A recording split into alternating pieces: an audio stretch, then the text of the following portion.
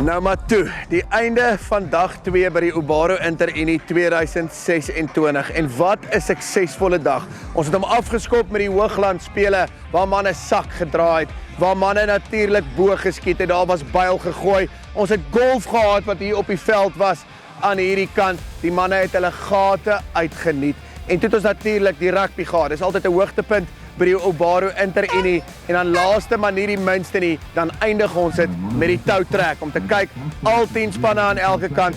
Wie is die 10 taaiste manne by die Ubaro Interunie?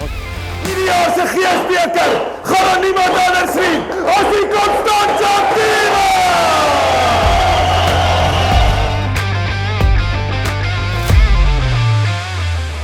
Met 'n totaal van 340 punte. Dis julle Ubaro Interunie kampioene 2026.